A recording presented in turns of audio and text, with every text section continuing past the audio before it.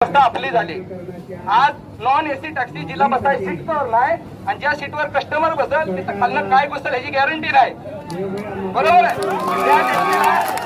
त्या टॅक्सीला आपण 32 रुपये सरकारने रेट दिला। माझं एक म्हणणं आहे परिवहन मंत्र्यांना की तुम्ही जरा इकडे बघा। रात्री आमदारांनी जी बाईट दिली मला म्हणजे त्यांचा आम्ही धन्यवाद करतो, पण त्याला उत्तर सरनायकांनी उत्तर द्यायला दुसराच प्रश्न काढला की कस्टमरची। अरे कस्टमरच्या आम्ही दारात जातोय, पहिलेला नवरा चप्पल हातात देत नाही, बॅग हातात देत नाही, आम्ही हातात देतोय बॅग उचलून। आणि तुम्हाला तिथे आम्हाला 8 रुपये रेट देतात, 9 रुपये देतात। आमची लायकी 15 लाखाची गाडी घेतली, 3 लाख व्याज जाते आणि ते व्याज 3 लाख त्या सोडून जो मोबाईल आपण घेतो ओला चालू आहे त्याला हप्ता आपल्याकडून जाणार म्हणतात।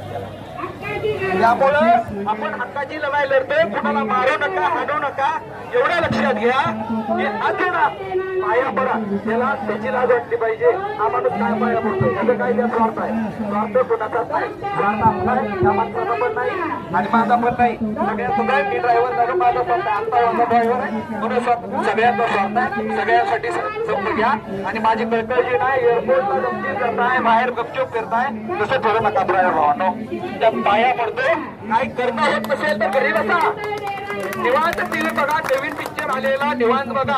आपल्या फॅमिली सोबत कधी आपण फिरलोय 500 रुपये धंदा झाला पण दुसऱ्या दिवशी 3 वाजता उठून जातोय आपण।